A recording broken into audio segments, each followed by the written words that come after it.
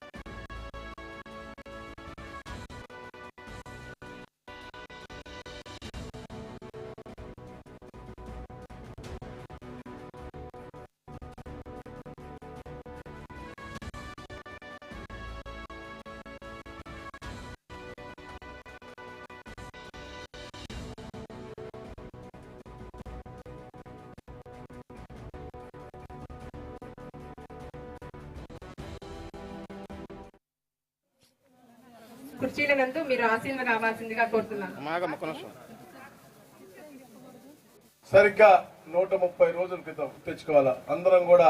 అంటే మనం ఇప్పుడు కూడా గత 5 సంవత్సరాలుగా పోరాటం చేసాం. ఎందుకంటే గత 5 సంవత్సరాలు ఒక సైకో ఈ రాష్ట్రాన్ని పరిపాలించి రాష్ట్రాన్ని వెనక్కి తీసుకెళ్లిపోతా ఉన్నాడు. కాబట్టి రాష్ట్ర భవిష్యత్ అంతా కూడా అంధకారంలో ఉంది. కాబట్టి తప్పకుండా అందరం కూడా కలిసికట్టుగా కష్టపడి రాష్ట్రాన్ని కాపాడాలని చెప్పేసి అందరం కూడా గత 5 సంవత్సరాలు కష్టపడ్డాం. మరి ముఖ్యంగా 130 రోజుల ముందు ఏదైతే మన ఎన్నికల ప్రచారంలో తిరిగామో అప్పుడు అందరం కూడా సైనికుల్లాగా తిరిగి వాళ్ళందరూ కూడా, ఎందుకంటే ప్రతి ఒక్క పౌరుడు కూడా ఈ రాష్ట్రంలో ప్రతి ఒక్క మహిళమ్మ తల్లి కూడా ఈ రాష్ట్రంలో తప్పకుండా ఈ రాష్ట్రానికి చంద్రబాబు నాయుడు గారు ముఖ్యమంత్రి అయితేనే మళ్ళా పురోగతి స్టార్ట్ అవుతుంది, పిల్లలకి మంచి భవిష్యత్తు ఉంటుంది. అందరూ కూడా కష్టపడింది మన భావితరాల అద్భుతమైన భవిష్యత్తు కోసం వాళ్ళకి మంచి భవిష్యత్తు ఇవ్వాలంటే ఒక విజనరీ లీడర్ ఉండాలని చెప్పే లక్ష్యంతో అందరూ కూడా ఒక మంచి ఆలోచనతో పెద్ద ఎత్తున ఓట్లు వేశారు.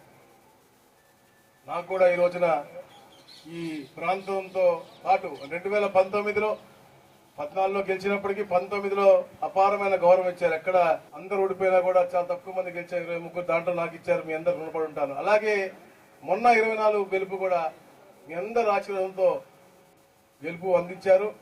ఈరోజు చంద్రబాబు నాయుడు గారు కేబినెట్ లో ఉంటాం. మీ అందరి యొక్క ఆశీస్సులు తప్పకుండా ఏ చేయగలను అది చేసి మీ అందరికి కూడా రుణం తీసుకోవడానికి నేను చేసిన కార్యక్రమాన్ని కూడా చేస్తానని చెప్పి తెలియజేసుకుంటూ, అలాగే ముఖ్య మిత్రులారా, ఏదైతే హామీ మనం ఇచ్చామో రాజకీయంగా ఎంతో మంది ఎన్నో చెప్తారు, కానీ మనం ఎలక్షన్ లో చెప్పిన హామీలు, అందులో పేదలకు ఏదైతే హామీలు ఇస్తామో వాళ్ళందరికీ మెరుగైన జీవన పరిమాణం ఇవ్వాలని చెప్పేసి